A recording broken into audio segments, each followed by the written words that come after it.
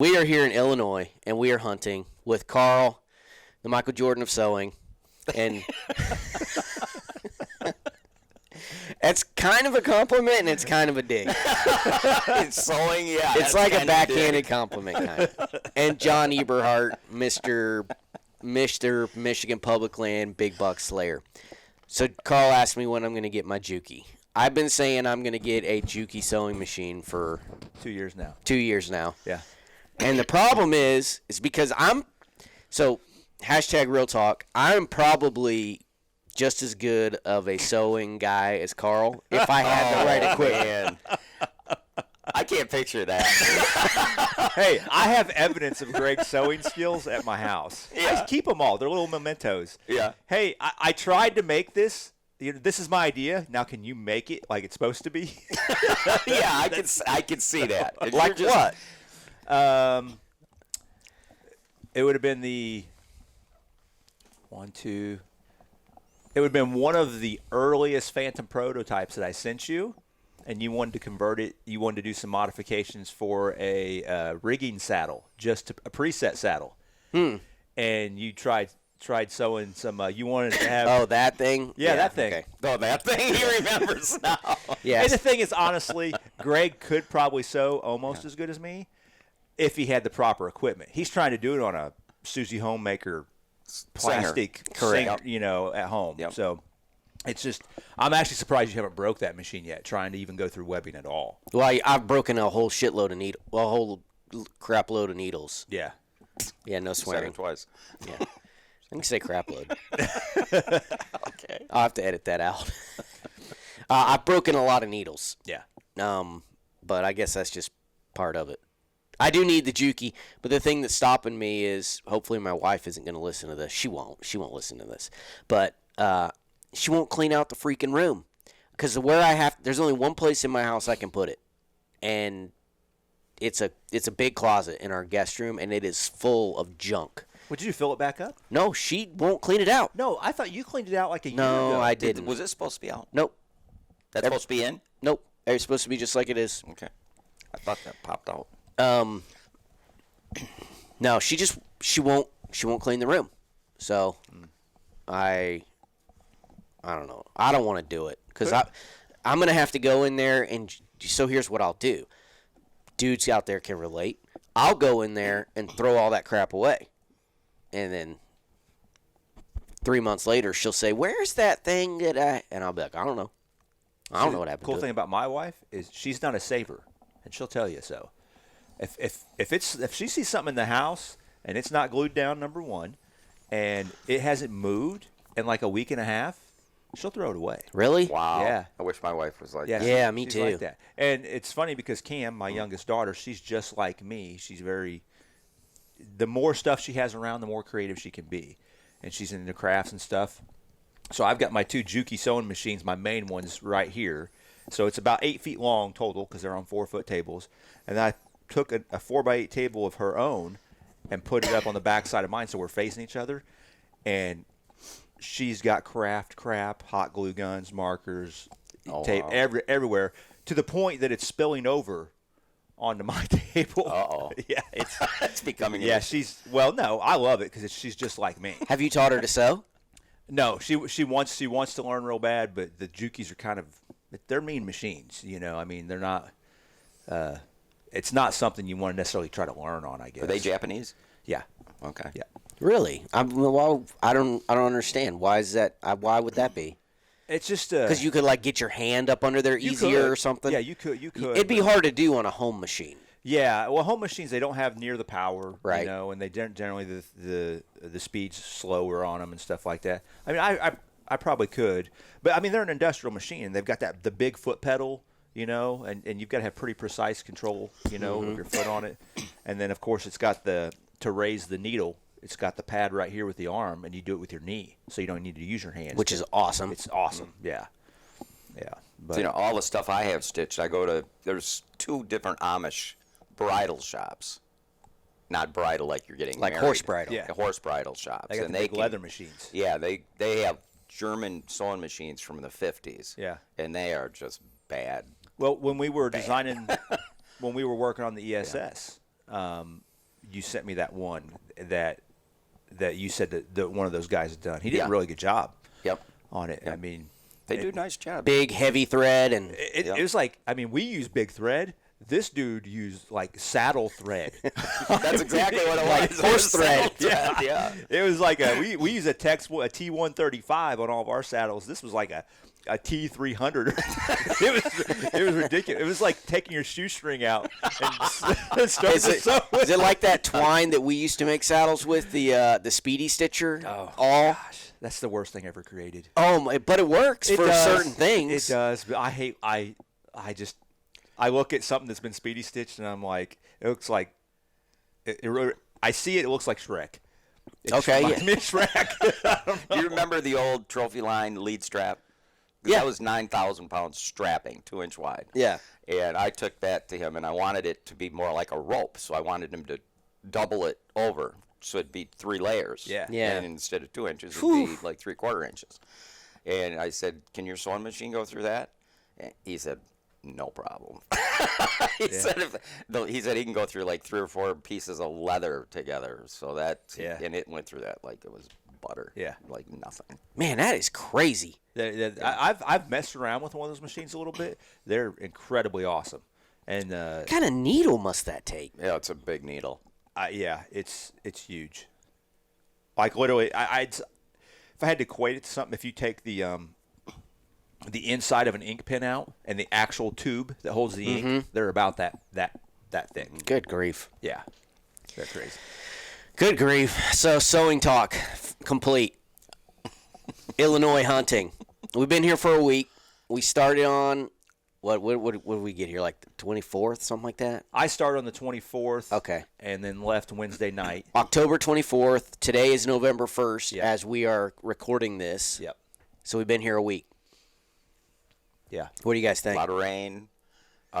Week early for sure. I knew that when I was driving down here when you talked to me. I knew we were going to be here prior to pre-rut, and then, of course, the rain didn't help. I had 7 sits. 3 of the sits I saw nothing. 2 of the sits I saw bucks I could have shot. 3 of the sits. 2 times I saw 8 points, about 115, 8 points within 10, 15 yards. And then last night I rattled in. Carl gave me the idea. Carl was very proactive on his first hunt, and you'll tell the story, I'm sure. But, you rattled and had a bunch of bucks come in and 1 stud. So I rattled last night and had probably a 110, 15-inch 10-point come in. Close enough to shoot. I didn't shoot him. But the potential's here. It's a big piece of property, like most public lands. And, I think next week's going to be the week. And Yeah. the rain definitely stifled stuff. The rain did not sucked. help. It did. It's like popping off right now. I think so.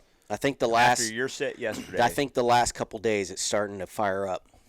and Yeah, then- when you see the decent bucks, as soon as they see a doe, they move over towards it. They're interested.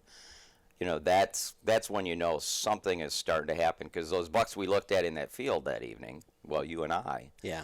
hell, there was 5 Pope and Young bucks out in this field. One was 150, 160, 10 One was a show enough. and they had no interest in all the does out there whatsoever. Now, that was over the place you can't hunt, correct? yes, that We was in saw a place those. you can't hunt. Right. This was just like a farmer's field. Yeah. We didn't have access to the farmer's field, but I mean, it was, I don't know. That was it was unreal. it was what, I don't know, 5-10 miles from where we were actually hunting, but just out in like a cup bean field or whatever it was. So yeah, we didn't have access to hunt that place, but they There were was 30 deer in obviously there, they're not 10 getting bucks. hunted there because they were Obviously. piling into that spot. Yep. And that made it very obvious, though, that they were, they weren't even thinking about the does, because they were all just feeding. Yeah. 2 of the bucks sparred a little bit, but nothing serious. Yeah. And anytime you get here, to me, anytime you're out prior to pre-rut, the bucks are typically in a bedding to feeding mode, and they don't move a lot during daylight hours. They just don't have the need to move. And once pre-rut kicks in, which I think it will this year or this week, it typically starts, October or Halloween through November 5th, 7th, and then peak rut kicks in.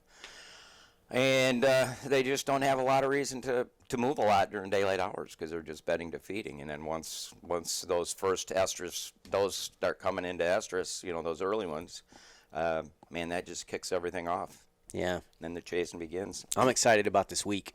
Yeah, I'm gonna miss so many deer this week. It's gonna be awesome.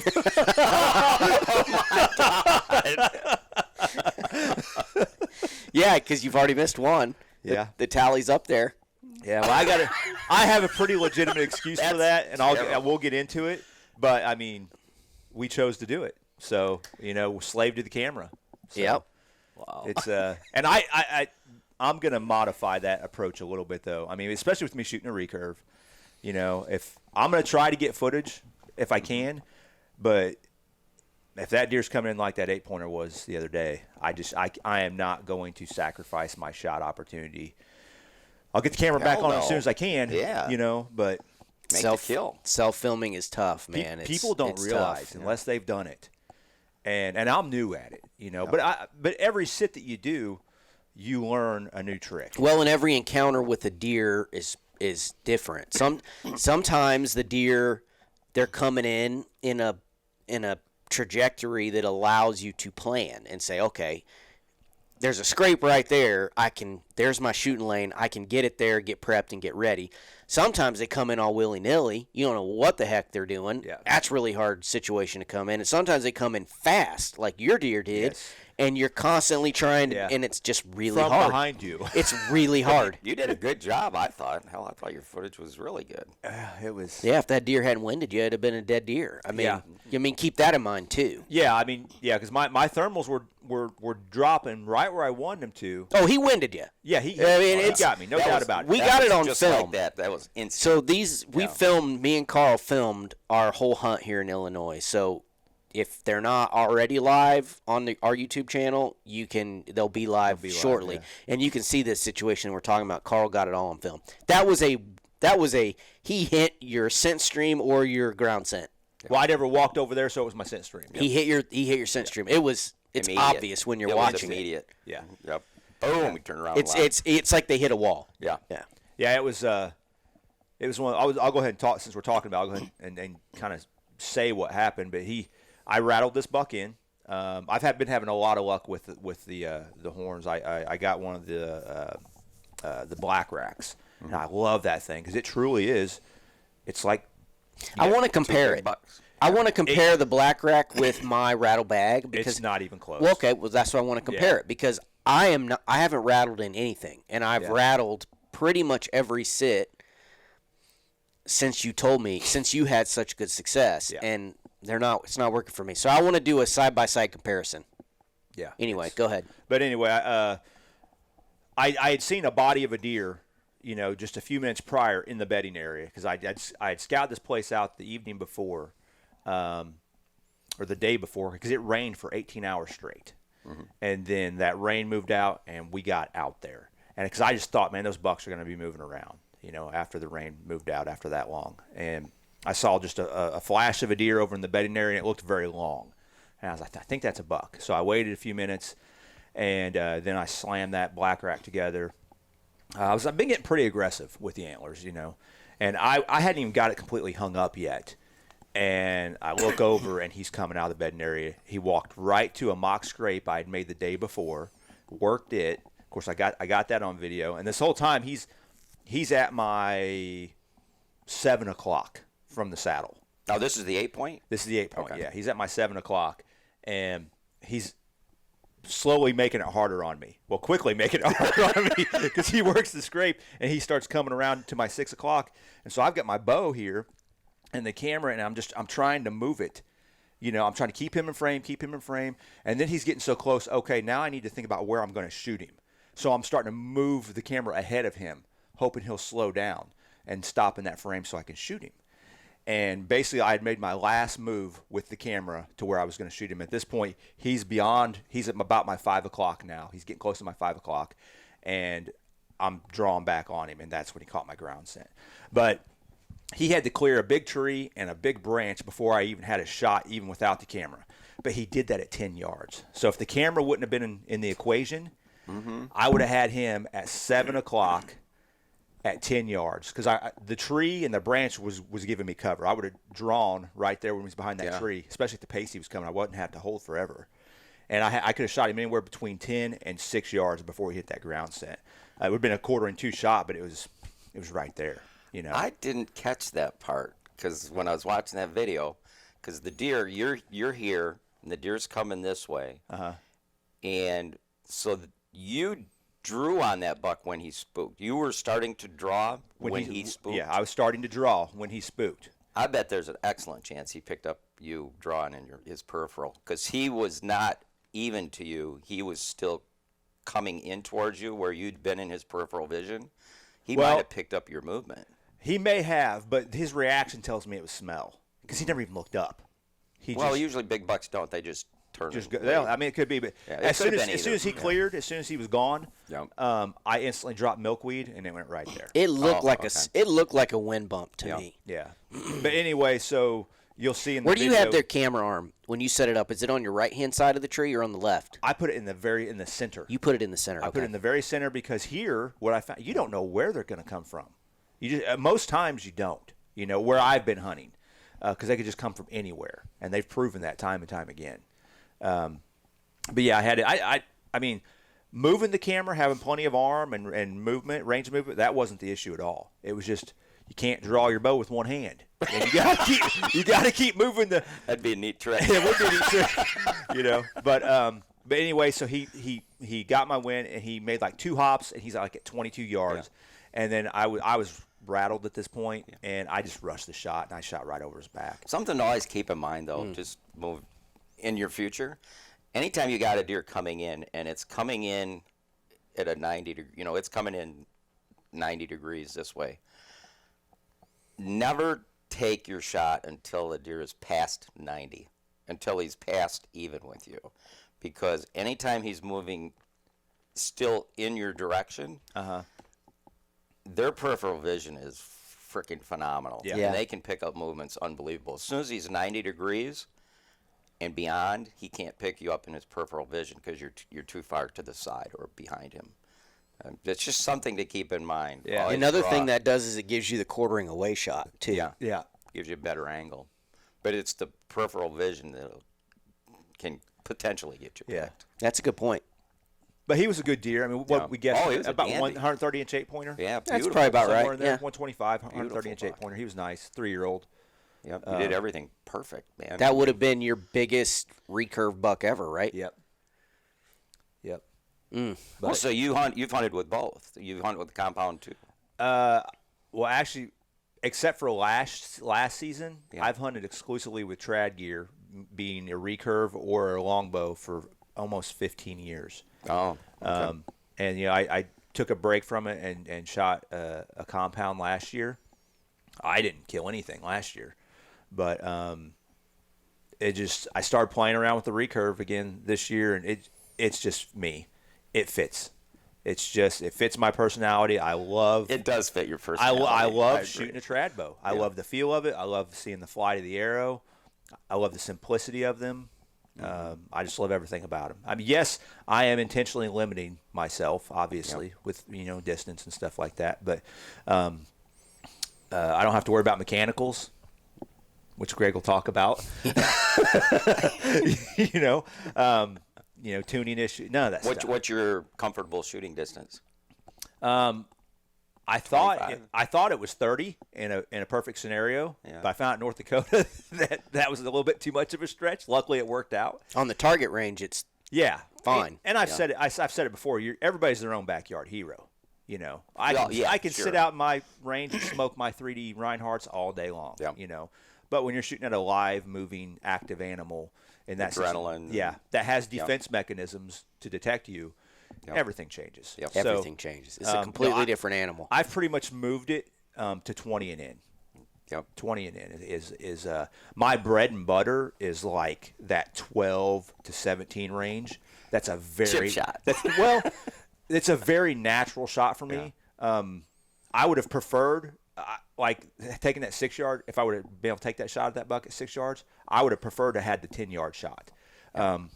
They can actually get too close because shooting trad bows, whether you're instinctive shooter, gap shooter, whatever, your mind is configuring some sort of sight picture.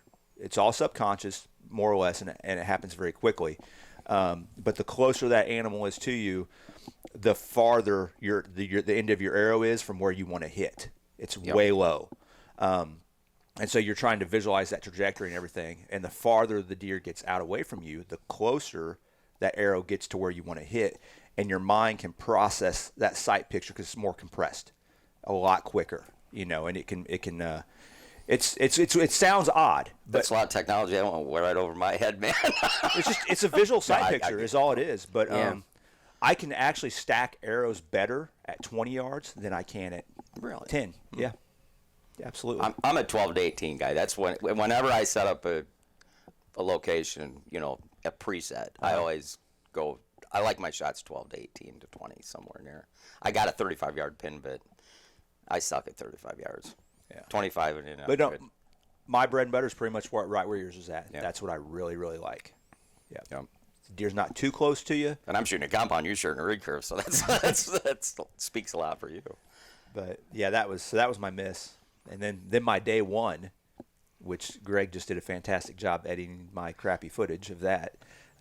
That'll be popping on the I didn't Tethrd think channel. that was crappy footage. I didn't thought you think did so a good either. job. I thought you did good. Well, I wish I could have got more of him. It happens though. It was, I mean, it's just It adds more mystique when you're just catching, glimpsing through it's the trees. different when you're just a cameraman versus A hunting trying camera. to hunt and film. It's so much harder. Yeah. It's so much harder. Those cameras are amazing, though. They make you Cameras look work. good. Yeah. That 4K is incredible because of how you can zoom in. So I've got a never- piece of advice for those that are thinking about and talking about cameras and stuff for people that want to get into self-filming. Don't. I've never done Don't do it. It It'll is- cost no. you more deer. Never done it's, it. it's not. I want to quit. I've done it for years now. I think I started self-filming in 2015 or 16, something like that. And I'm over it. I'm tired of toting the crap. I'm tired of dealing with the that's gotta be a footage. pain. I'm tired of it costing me critters. I'm tired of it. I'm tired of it. Yeah. Don't do it. It's not. It's some people love it. I'm saying just for me, no. I don't want to do it anymore. Yeah. And once you get a taste of hunting with the cameraman, which I've been fortunate to do this season That'll for the spoil first you. time ever, it's like, man, gosh, it's so much better. You get a better product. They get better footage. It's just You don't have to carry all the crap. you don't have got to carry someone all else the to do it? crap. Yep. Well, but they're not carrying a bow. They're not carrying all the other extra stuff. Right. So they're just worried about filming. They don't even need camera arms. Really. Yeah, they just Especially hold in it. the saddle. That's true. I mean, Yeah, I you mean support the yourself stupid so easy. camera arm is. I hate the camera. I hate my camera arm. I've always hated my camera arm. I've never had a camera arm I didn't hate. Maybe it's just because I'm new at it, but it's become part of my process. It does. And I enjoy setting it up and everything. Well, you like figuring stuff out. Yeah, I mean, I like tweaking and refining Yeah. things, and I got to say though, since North Dakota, whenever Dylan was filming for me, since then, every hunt that I've done since then, and there's been a lot, I've put that camera up every single time. Yep. I've taken it every single time. But yeah, it's I've done that for let's call it 5 years. tough. I'm over it. I'm But you're done. still gonna do it. I'm When done you- with it. When you talked about the quality of ready the to camera, quit. when I saw that footage of that big buck, there is no way I would have thought that was 60 yards. I thought that looked like Yeah. it was. We're talking about a 25 or- different big buck now. 25 that or was day 30 one. yards. buck. Day one Yeah, big this is the buck. one where you rattled in Yeah. the buck's his first one. Yeah, talk about day one. Yeah, so day one, October 24th here, I came in blind. I got here Friday night. I And guess. we're in north central, the southern part of north central southern Illinois. Yes. North central, a little bit eastern of it, central Illinois. Yeah, somewhere in there. It's probably about right. And I came in blind, and the only thing I had was scouting I'd done on Onyx and Google Earth. That was my tools. That was what I was armed with. And I just went into this area by a creek and it pinched down right there and set up in the dark on a place I've never hunted Illinois, nothing, never been here at all. And I set up there, and it was about an hour after daylight, and I smacked that black rack together, and it was like somebody opened a gate from all different directions. I rattled in 5 bucks from One sequence. one sequence, 5 different bucks. Wow. And I think I got them all on camera Yeah. at various points, But basically, it was 2 1.5-year-olds, a 2-year-old, a 3-year-old, and then Daddy came in. And, yeah, he came in from a CRP field. And when he got there, it was funny because I was focusing on the other ones, trying to get footage, and looking in the little screen here again on the cameras. You were freaking out that you had $4 coming. You're trying to see all this stuff in the monitor, and we've got it set on the monitor where there's red, a lot of red on there, because the red shows you if it's red, it's in focus. So that's a quick indicator for you to know if you need to dial out, dial in, whatever. And so I'm trying to see through all that garbage, and for whatever reason, I don't know if it was the way that the wind was carrying that morning or what was going on, but all 5 of those deer congregated at the exact same point about 50 yards away from me, 55 yards away from me. They didn't come to the base of my tree like most of the time they will when you rattle. They know they can pinpoint that. Were they up? They were upwind of you then? They were upwind of me, yeah. But it wasn't even really windy or anything. I mean, there was a breeze, but nothing crazy. But they all went to the same spot. But, yeah, that guy came out of the CRP, and he stood behind this big tree forever. And all I could see was the tip of his nose and part of his right main beam. And I could just tell from that, I'm like, this is a different deer. This looks like a good deer. And I'm sitting there. I don't know if you kept it in the video or not, but I'm like, step out. Let me see you, because I'm zoomed in. I've got my manual game on, and he did. He stepped out, and he was kind of in some thick stuff, and I got just enough and all good angles of his rack. And then I actually grunted at him and got him to turn his head. And that's when we saw that brow tine. Oh, my gosh. 10-inch, yeah. Yeah. So it's big on deer. the left side. Yeah. I mean, this buck, he's as wide as his ears, but his rack must be 20 inches tall. Yeah. And his tines, they come up, and they almost touch. I bet there's not 2-3 inches in between his tines to the top. And then that one brow tine, that it's 10, 11-inch brow Lefty. tine on that left side. And just a black rack almost. Dark mahogany. He was Man, that's amazing. that Absolutely was amazing. A gorgeous buck. So I would love to see him again. Yeah. Yeah, who wouldn't? Yeah, that buck was awesome. But I've never rattled in 5 deer at one time. That's a heck of a day one. Yeah. Well, Not and too many that people evening. And then say it kept getting good. Yeah. That evening, I set up on the side of a cut field, and it was the doe parade. Just does everywhere. They started moving at like 3 o'clock, too. Yeah, they moved early. They were bedding. I saw 2 of them bedded when I was up in the saddle, and they were bedded 30 yards off the edge of the field. They were just waiting to come out. And then that 7-pointer came out that I was able to get really good footage of. One of the biggest 7-pointers I've ever seen. Yeah. Big 7-point. Yeah. So, yeah, I just had a crazy first day. But I've been lucky enough that all the sets I did those first 5 days, before the rain really set in, I had deer on every single set except for the very last one. So, but this is the week I'm looking forward to here. It should be firing off. Yeah. My day one was quite a bit different. I got here at night and didn't have the chance to scout at all prior to. And normally on a trip like this, when I go out of state, John, I know you do the same thing. Normally I don't hunt. Normally I will go in and scout the first 2 days, day and a half, something like that, and just what I'm looking for. And I've used this analogy several times. I'm looking for like 3 or 4 A spots that just go, holy crap, This is it. you need to hunt right now. Like there's a deer right there around the corner. He's going to be here. You need to climb a tree. That's what I'm looking for, and that's an A spot. And if I find 3 or 4 of those, generally I found 5 to 7 B spots that are pretty good. They get me excited. There's rubs and scrapes, maybe not quite as fresh. I didn't find big tracks. The terrain's maybe not quite as beneficial to me, but it's a B spot. And that's kind of what I like to do. Well, I didn't do that on this trip. I went straight in. I dove in blind on a spot that I'd pinned at home from Onyx and climbed a tree, and I saw one deer, like 115-inch, 8-point, something like that. Then my second hunt, I broke my dang rest. Yes, Carl alluded to mechanical problems from a compound versus a trad gear, and I broke my rest, like snapped it. I get up in the tree, I climb the dang tree, I got everything set up, I set up my camera, I'm doing everything, and I go and I knock an arrow, and there's no rest to put it on. And I'm like, what the heck? So I snap pictures and send it to all my friends, and I'm like, this sucks. It broke on the bike, didn't it? It broke on the bike. yeah. Yeah, I did a not very good job of strapping my bow down. There was no appropriately. dry runs for this trip. There was no dry runs. I was in the military what we call a soup sandwich on the first hunt. This is Carl has his bike stuff dialed in because he's been hunting on his bike for weeks back home in Missouri, and this was I didn't do a very good job. So anyway, it was my fault, but I broke the wrist. So I get down. And I lost that evening hunt, and then I lost the next morning hunt because I had to go to the bow shop and get it fixed. Which the dudes there at the bow shop, they were freaking awesome. So big shout out to those guys.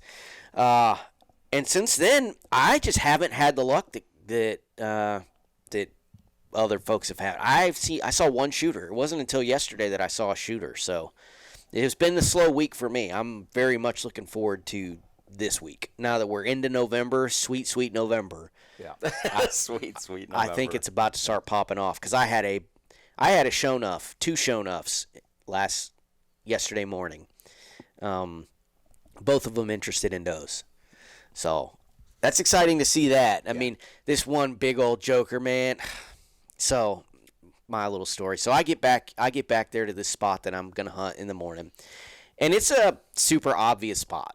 Normally, I wouldn't hunt a spot like that. I mean, it was 2 big bean fields and a little 40-yard strip of timber that separated these bean fields. And I got in the middle so I could shoot, I was 20-yard shot to either side of the field edge. Bean fields. Standing beans. Yeah. On a morning hunt. Normally, that's an afternoon spot. Right. But I actually talked to a couple people.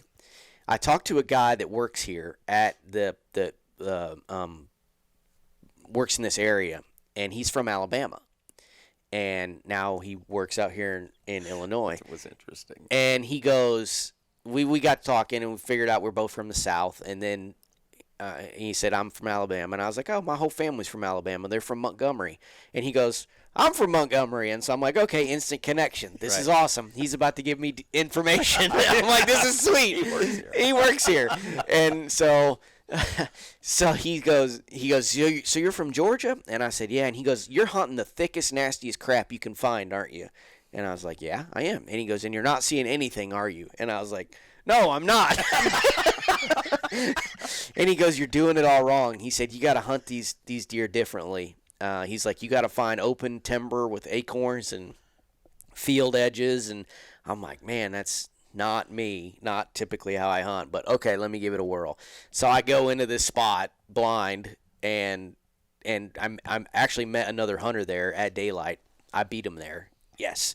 And so he was going to go hunt the same spot, and he got me. He came in on a bike, and I came in on a bike, but I was there earlier. And so I had all my stuff on my back, and I was walking in, and he rolled up on me. And he goes, where are you going? And I was like, right there. And he goes, oh, I was going to go right there. And I was like, sorry, dude, I'm going right there. And he goes, he was a really nice guy. He said, oh, man, you're here first. Like the way you should be on public land. Yeah. He goes, oh, you're here first. I get it. I'm going to go somewhere else. Okay, cool. So I go in there and hunt. Well, he ended up not going that far because he actually spooked this buck. But it was, I don't know, 10 o'clock, 10:30, something like that maybe. And this buck is coming down, just traveling right down the bean field. I mean, the sun is hitting his back and his rack. He's a big deer. I didn't get him on camera because as soon as I saw him, I was actually doing my little closing interview because I was about to get down and go start scouting. And I'm like, hey, didn't see him. I saw some bucks and da-da-da. And I look up over the camera, and here he comes, just right down the bean field. I'm like, holy crap, that's a big buck. So I shut the camera off and spun it around, and he was actually going to come down. So I'm facing, I'm facing 12. He's coming from 3 o'clock. Mm-hmm. And my shot opportunity is going to be at like 5 o'clock. So I go ahead and stand up on my platform, and I do the spin. I spin around, so now my back is against the tree, and I got my tether coming over my shoulder, and it's nice and tight, so I feel really good and safe about it. But so I'm standing on my Predator platform, back against the tree, got the camera, and at that point he goes behind this big tree, and so I can't film him, and I can just see him through a little hole in the bushes or in the tree. I can just see him, and he comes down the field edge. He makes a scrape, and then he turns to go back towards where that other dude was hunting. And so I hit him with the grunt, "Meh," and he stops, and he turns around, and he looks. And he just kind of looks for, I don't know, 30 seconds, and then he, probably not even that long, maybe 10, 15 seconds, and then he turns to go back where he's, back towards the other hunter. And so I hit him with a few grunts, "Meh, meh, meh, meh," like that. And then he turns around, takes 3 or 4 steps back into the field like he's going to come right to me on a string. And I'm like, oh, it's about to happen.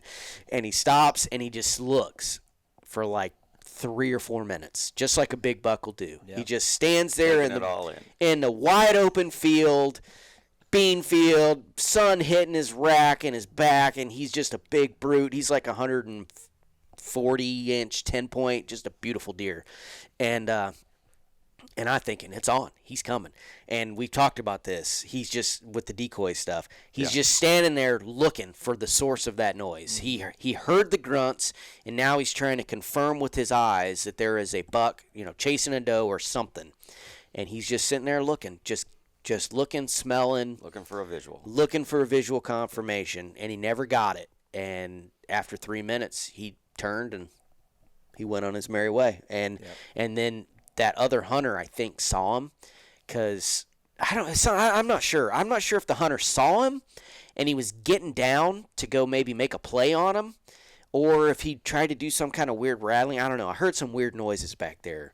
I didn't know what they were. But anyway, the buck spooks across the field and runs, hightails it, straight across the bean field.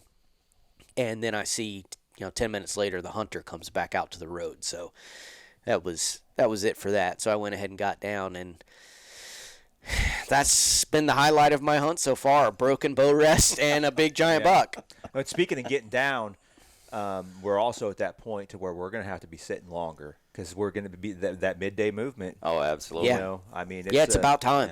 Yeah. I sat all day. Yeah. What, Friday? John, you are an animal. John hunts hard. John, how old are you? 69. John is 69, and he hunts harder than most.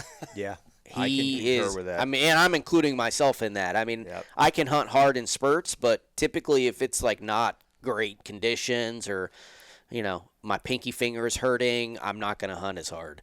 And John is just a freaking animal. He has been out there daylight to dark, wind and rain.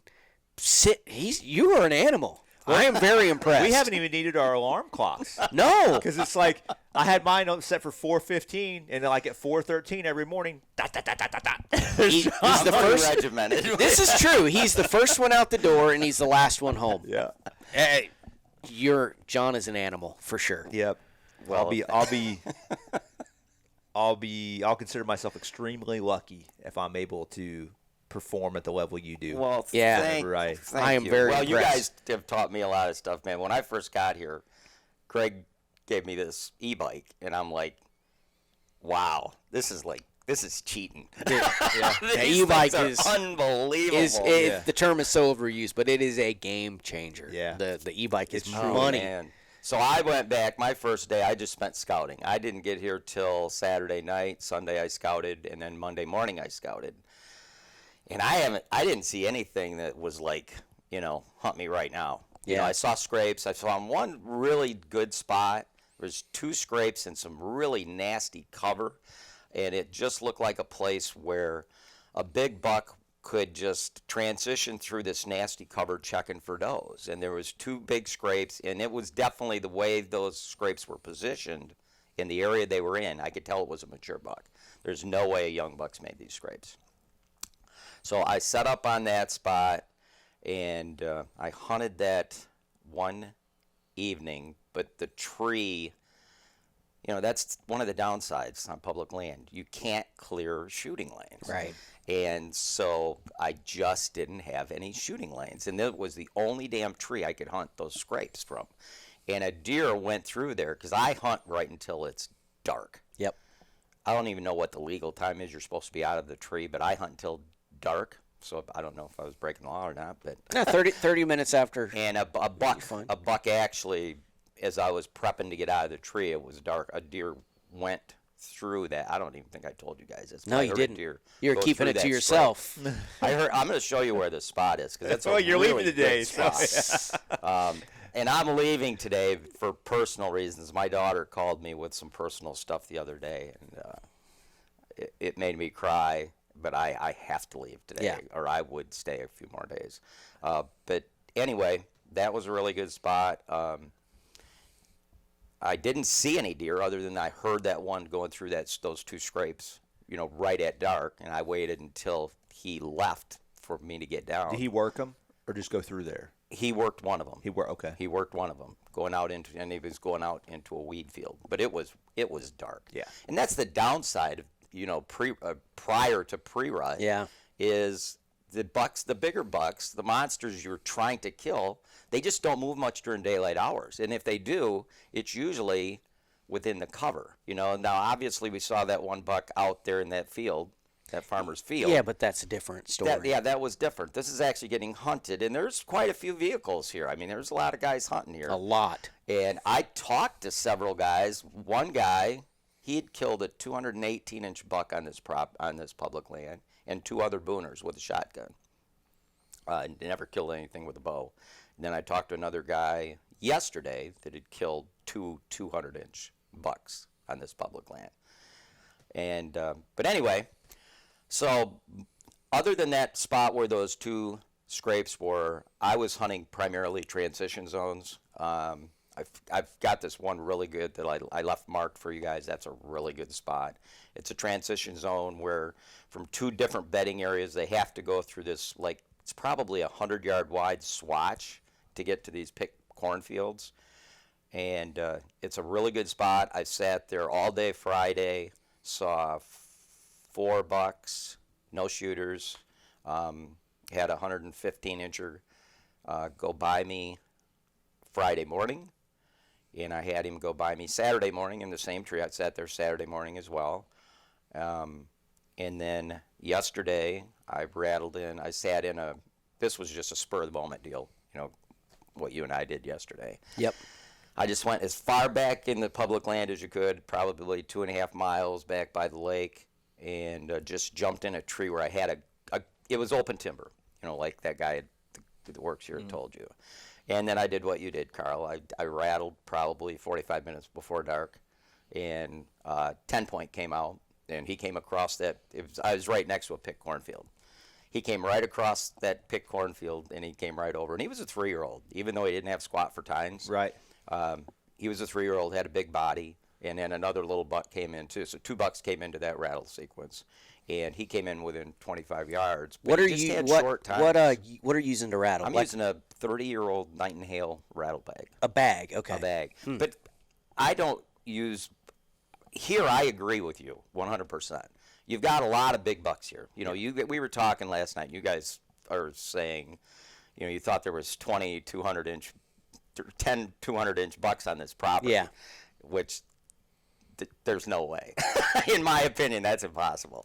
But there are a lot. There are definitely several booners on this property, so there's a lot of big bucks on this property, and so it takes a big buck fight to attract them. Yeah. This time of year, when the does aren't in estrus yet, they know if 2 big bucks are fighting, well, there's a potential they're fighting over an early estrus doe. So they're more apt to get up and come into that with 2 big, gnarly bucks fighting. Whereas if they just hear something simple like a sparring sequence from a bag, tinkling them around, that's just going to be 2 small bucks, sparring for dominance or whatever, specking order. And they're going to be a lot less likely to respond to that. So for an area like this where you've got a lot of big bucks and they are used to hearing big buck antlers rattling and making a lot of noise like you see on TV, that's fine. But I carry a bag because where I'm from, if you do that, all you're going to do is spook deer. It's the same for me. We don't even have 140-inch deers. Right. Rare where I'm at. Yeah. And there may be only 1 3.5-year-old buck for every 50 bucks in the area. So you just don't hear that aggressive sounds. Yeah, I decided that pretty much, especially this week. If I rattle, I'm meaning it. Yeah. You know, it's going to matter. It's going to be, It should. That's the way it should. you know. Yeah, I might run to the freaking outdoor store and pick up a black rack. Yeah, they got them there. So yeah, it's a. Well, Ted Bright's the one that. What's been what? I can't remember if it's 2017 or 18 buck. That big 160 plus he killed on public land. That black rat killed that deer for him. He said he had thrown the kitchen sink at that deer, trying to get him to turn and come into him, and he picked up that black rack, and it just sounds so legit because it's 2 full racks basically, Right. you know, and he said and you can slam that thing really nice, and he freaking slammed that thing together and whack, and that dude turned on a dime, and he was pissed. I'm gonna have to go and he get came one. right in. Ted killed him. Yeah, You my know? rattle bag ain't cutting it. No, it can't carry. It doesn't have that same. The volume and the pitch. Yeah, and you know how a deer will grunt and have that inflection in their voice. You can almost say the same thing about rattling products as well. Sure. They just don't sound the same. Yep. And it is a bigger item, but boy, it does pack up nice, man. I'll show you how to tuck it underneath your predator pack. man. It's like Yeah, completely out of the way. I saw how you have yours. Yeah, so it's not even an imposition to carry it around. Didn't surprise you how he had his, did it? I noticed that on your pack. Yeah, I was noticed it like, too. That thing is so neatly tucked in there. It's like it was made to for go it. there. yeah, That was awesome. it's another reason to learn how to sew because you can customize all your stuff. And Oh my God! I yeah. mean, your can- stuff is so well organized, and your pack and everything's laid out so awesomely well. Yeah, well, I've always said it. When it comes to gear, I'm dialed. I just need to learn how to kill stuff. These guys are gear guys. Let me tell you, I am so old school, and I have got to change what I'm doing because my procedures for doing this type of hunt are not very good compared to what you guys are doing. You know, with the aiders and stuff like that. I've got to get into that to lower the weight of my load. yeah, it's just when you have people like the Tethrd team. When you have all these guys that are really good at that stuff, it just makes products or ideas. I mean, most of the stuff, it's not even stuff Tethrd makes. It's just stuff that we've all kind of figured out. And it's just our systems that we all put together. Man, I'm telling you, for public land simplicity and efficiency, he can't beat our systems. It's just awesome. No. And I can't even tell you how many guys I have bumped into that have taken up saddle hunting because of what they've seen going on, recently on YouTube and stuff. And everyone, I mean, it is unanimous. It's like, man, this saddle hunting stuff is so much better. They say, I'm not carrying that stupid climber around anymore. People have literally said that at least half a dozen times this week. That stupid climber is a phrase I hear over and over again. Yeah. Well, the DNR officer, I talked to the DNR officer last night, and he'd heard about saddles, but I showed him the saddle, and I showed him the Predator platform and the climbing sticks and stuff, and he was like, wow, because he's carrying a big climber. He was a big dude, and why are all the DNR guys big guys? This guy was huge. You sound like you've met a lot of DNR officers in your day, John. I have, and they've all been big. I run away from them if I can. Oh, that's funny. Also, I met a lot of people out here, and God, it was kind of weird. First day I parked, and these 2 guys from, I think they were from Alabama. They came right up, and they knew my minivan, and it seems like every time I've ran into anybody, I've been shocked that they've known me. The mommy wagon I of death. took a picture with 2 guys last night. All of us have experienced that here. Yeah. And It's awesome. we make these videos and we put them out there and stuff, and like Greg and Jared and John do all the editing and stuff like that, and you put it out there, and then you move on to the next whatever, and we don't really think about it, but guys who saddle hunt and people who are getting into saddle hunting, they research and they pick up on every little thing, and for instance, I came back to the parking lot one night, and I wheel in. I'm getting ready to put my bike up, and I see this guy lurking in the shadows. And he's not like by a vehicle, but he's just kind of over in the shadows. I'm like, okay. And I'm getting ready to lift my bike up, and he goes, "You Carl?" I ran into that guy that mentioned like, he talked about yeah. me, actually. He goes, "Carl from Tethrd?" I'm like, "Yeah." And then he comes out, introduced himself, and it was John Ziegler. and he was actually a recipient of one of the Tethrd 10 right. medallions from the first year we did it. He was a firefighting guy, wasn't he? I can't remember what he does for a living, but as soon as he said his name, I recognized it and I remembered it. And, wow, what's the odds of that? But he's like, yeah, I came back. I was done hunting. I came back to my truck, and I saw this truck sitting here. I saw the Tethrd sticker. I recognized the truck from the North Dakota video, and he said, and then I saw the Missouri plates. He's like, that was a giveaway. Got to be him. So he waited. He waited for me. And I know Greg's encountered a couple guys. Actually, out in the field, I think you've encountered a couple guys, and then the parking lots. And John, everybody. Yeah, I was the mommy wagon of death. The mommy wagon of death is a thing. Anytime somebody calls from the shadows, they say my name, I just, put my hands behind my back and just assume I'm going to get arrested. I'm going to jail. I did something wrong. That's kind of spooky. It's so rare for me to run into guys hunting public land because usually I'm in before anybody goes in, and I come out after everybody's gone. And yeah, he so does. I never run into anybody. But here, because I've been coming out after a morning hunt or parking prior to going in on an evening Well, you're hunt, getting out I'm quicker running with the into e-bike, people. too. I'm sorry? You're getting out quicker with the e-bike. Oh, yeah, absolutely. It saved you an hour walk. Unbelievable. Yeah, I'd be a sweat bag in this kind of weather before I got. I'm not used to hunting 50, 40, 50 degree weather. Yeah. So it's been interesting. And I would love to come back here again first or second week in November. I hope we can do this. Come next back. year. Well, you got to go. So I was going to make a comment there and jab you a little bit, but I'm not going to because I know you do have to leave. So I cried in the tree when I talked to my daughter, and it was not good. Yep, you've got to go. You absolutely have to go. Yeah. But man, I am so jacked for this week. Yeah, and John was kind enough he's leaving us his Montana decoys. Yeah. The Dreamy Doe and the Freshman Buck. Yeah. That'll make it.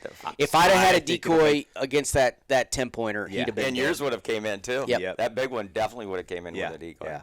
And I need all the help I can get. I mean, because we all do. Well, We I all mean, do, yeah. but We I mean, all do. because my range distance is a lot shorter. Sure. Oh yeah. And so if I get them that much closer. Yeah. And those decoys are they're so easy to carry and easy to set up. That's what's cool about them. They're awesome. Yeah. Because 3D decoys are just a pain to carry around. Yeah, I had an old Primos. I like them, but something or another. Yeah. The big plastic thing. Right. You look like Santa Claus walking through the woods carrying the thing in the back. And you put it together and it's like kerchonk, kerchonk, kerchonk, all the plastic. Oh, I've got one of those, and that's still my main decoy. Like when I go to Kansas, that's one I take. Yeah. It's got a tail wagger on it, and I've trimmed all the parts down so they go together quietly. 'Cause, yeah, when you first get them, putting them together makes shit. You get it for half a mile if it's quiet. Yeah. And then that decoy, if you take it all apart, put it inside the body, it fits perfectly in an Army duffel bag. Okay. So it's got backpack straps and stuff, so those decoys are nice. But for this kind of thing where you're traveling a lot and you're carrying a lot of gear, those little Montana decoys are absolutely awesome. Yeah. I just need a diversion. I just need a diversion for a few seconds so that deer's focus is on something else. Right.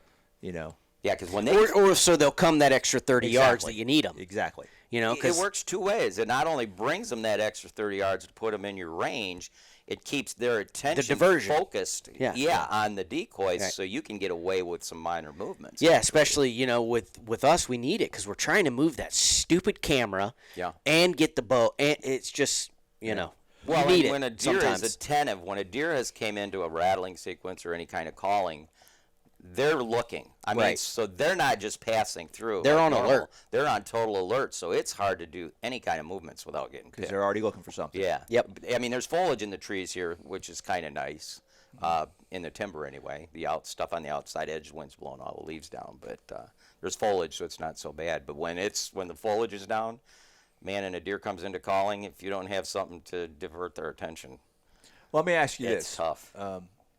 Before you get going, as far as the decoys is concerned. So I have a couple little Tink scent bombs. I got doe estrus in one of them and buck urine in the other.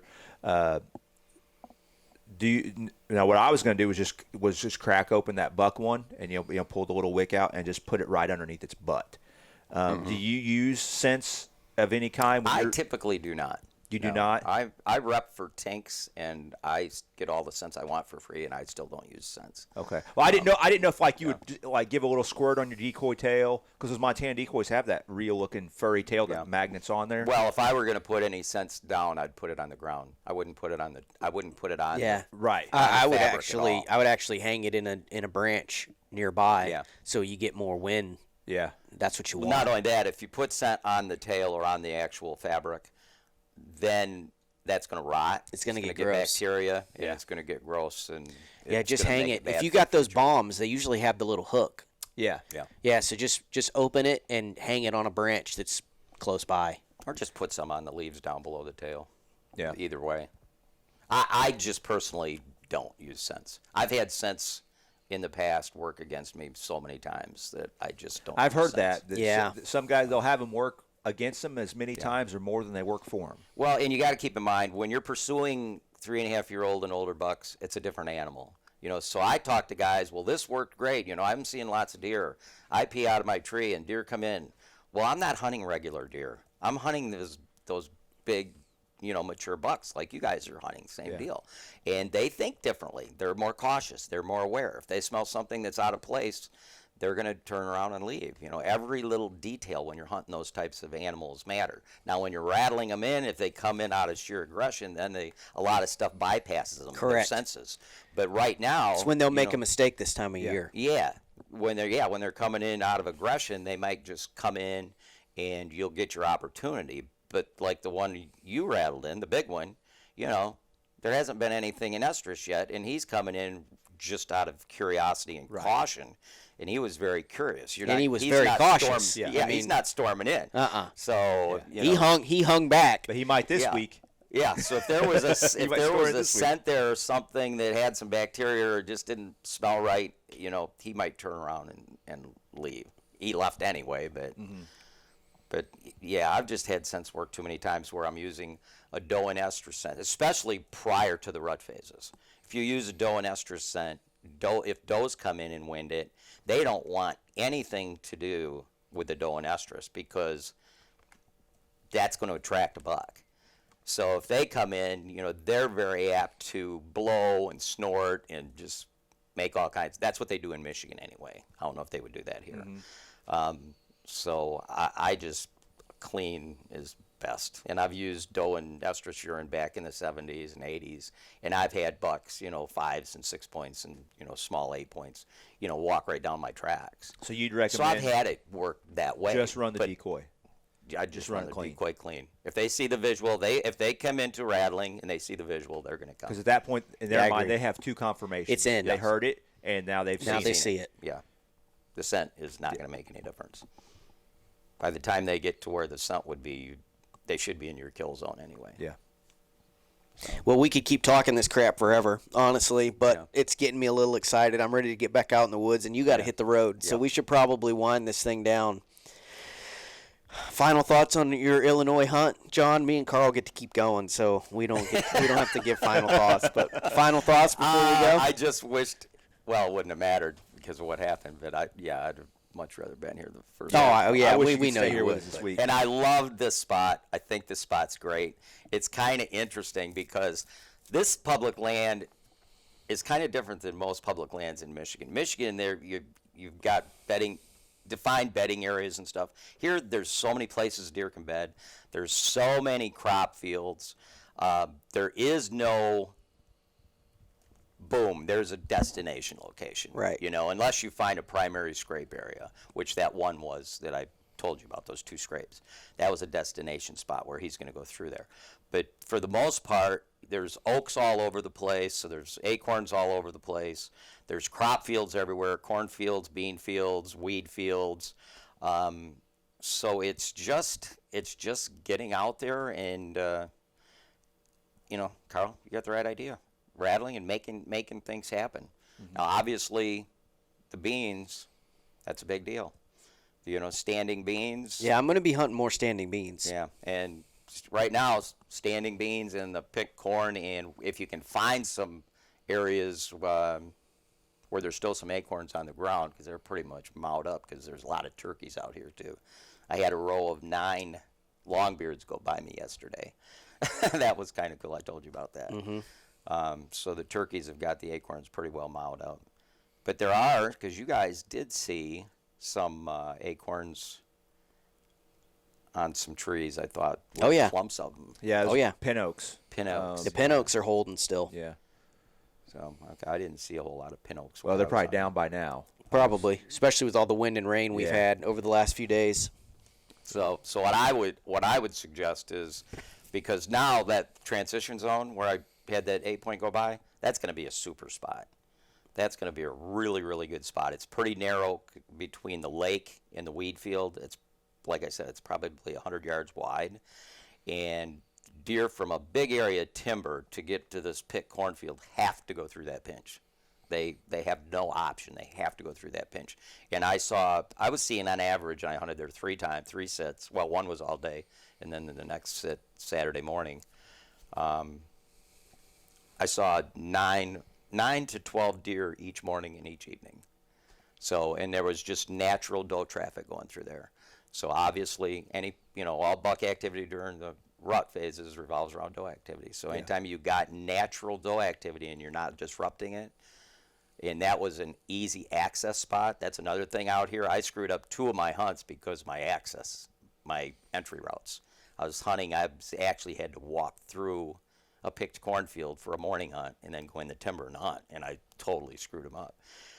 But, that's got an easy access for a morning hunt. It's got an easy access for an evening hunt because you're walking down the edge of this CRP field, which you're not going to spook anything with your entry either way, morning or evening, and you're stepping right into that pinch point. So the deer in the corn, they're going to transition. That's exactly the route they take. They were going from the corn back into the big timber in the morning and vice versa in the evening. Yep. I love spots like that. Yep. I didn't get that was pin, good. John. Huh? I didn't get that pin.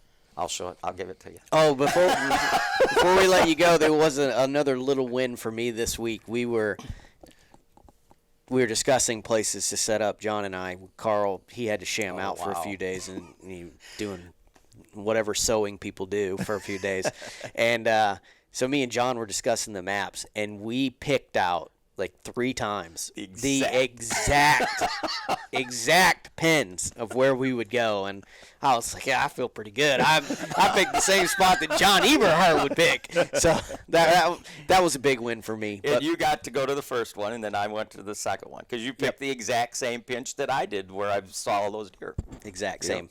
Yep. And that first one didn't pan out, but yours did. Yeah. So that doesn't mean it might not pan out.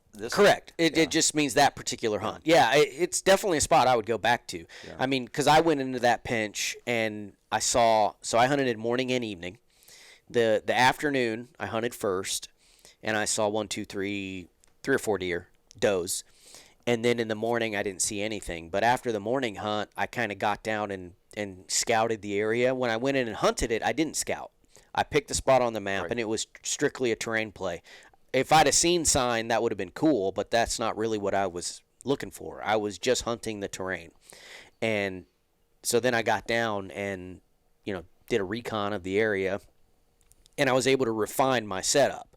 So now if I go back, I'll be hunting the same area, but I'll tweak it a little bit based on the sign that I found. Yep. So, and that's a system that works pretty good, So I'm pretty excited to go back in there, actually. I have to go back in there because I left my 8er on the ground. So I got to go in there and get it. Luckily, Carl whipped me up another one while he was out sewing people things. I got it around here somewhere in my mountain gear behind us. Yeah. But anyway, we got to get going. You got to hit the road. Yep. I got to go to the store and pick up a black rack and a hard drive because I got to dump all this video footage and my computer's out of space. So what else, Carl, before we go? Man, I'm just ready to get it on. This is it. And tomorrow morning, 28 degrees. Oh, yeah. It's going to be freaking. Oh, nice. It's going to be on. Yeah. This week it's going to happen. It's going to warm up towards the end of the week, back in the 60s, it looks like. That's okay. But still, we're there. It's still in the 40s in the morning. So, I mean, it's still cool enough where I think the mornings are going to be fire this whole week. By the end of the week, the temperature is not going to matter. Yeah. No. Not at all. They're going to be doing what they do. Yeah, I agree. bucks are going to do buck things. Absolutely. There'll be those first, I feel sorry for the first early estrus does that come in here because they're going to be chased by every freaking swing and you know what. Yep. Well, hey, we're going to let you guys go. If you're listening to this on your podcast app, you should go and check out the videos on YouTube, the Tethrd Nation YouTube channel. We filmed this entire hunt. You can see a lot more content from John, Carl, and myself, all of our stuff. The other thing you need to do is you need to go on YouTube and subscribe to John's new YouTube channel that he just started this spring. Eberhart Outdoors. Called Eberhart Outdoors. He's putting out a ton of how-to content. If you want to know how he does decoys, how he does tree prep, how he scouts, how he does whatever. He said that he's just about to put a video out. It's about to go live on insulated boots. So he's going very much in detail about all of the wisdom he has learned over the past 40 years of bow hunting. So you got to subscribe to Eberhart Outdoors on YouTube. Thank you for that. Go buy one of his books, Precision Bow Hunting, or Hunting Pressured Whitetails is the first one, which was the big one, which I learned. John's book, Bow Hunting Pressured Whitetails, is the #1 archery seller ever printed. Yeah. And then Precision Whitetails. Was that the second one? Second. That was the second one. Go buy his books. Can you get them on Amazon or something like that? Yeah. So go buy John's books. That was the book that I read. Bow Hunting Pressured Whitetails was the first deer book I ever read and got me. I learned about John, and it's really changed how I approach hunting. There's actually a chapter in each of the books on saddle hunting. Yeah. Well, it's a strategy or a tactic that really helps, or a tool, rather, that really helps. So anyway, go check out all of John's stuff. He's putting out a lot of great content, and then the YouTube stuff for Tethrd. Yeah, what else? Can I say one thing? Of course. This is not about the decoys because these guys are going to use decoys, and I don't think I put out my decoy video yet. Okay. Make sure if you're going to use decoys, it's going to be during hunting season. This will go out probably in the next few days. Okay. Yeah. If you're going to use a decoy, make sure you put it upwind of your tree. I don't pay attention to wind myself, but put it upwind of your tree and put it about 5 yards short of your comfort shooting distance. So if your comfort shooting distance is like 25 yards, put it at 20 yards upwind of your tree. And if you think the deer are no matter what the angle is where you think the deer are going to come in from or go by from, put it, because these are 2D. The Montana is a 2D. It's not a 3D. Put it where it's going to be sideways to give the animals the best visual. And never have a decoy facing your tree. Always set up a decoy quartering away from your tree or facing due away from your tree. Because if you have a decoy facing your tree, a lot of times does will come in, and does will notice this decoy is not moving, but she's staring in a particular direction, and then they'll start looking in that direction, and then it's a lot easier for you to get picked. And if you get picked, they're going to snort and stomp and blow and make all kinds of noise. So make sure it's 45 degrees away, quartering away or facing dead away. And bucks will usually come into a doe decoy from the rear, and they'll come into a buck decoy nose to nose. Boom. Decoys 101 in 30 seconds from John Eberhart. Doesn't get any better than that. All right, we're going to go. Me and Carl are going to go hunting, and John's going to drive back to Michigan. Yes. All right, see you guys. All right, take care. Take care. Good luck.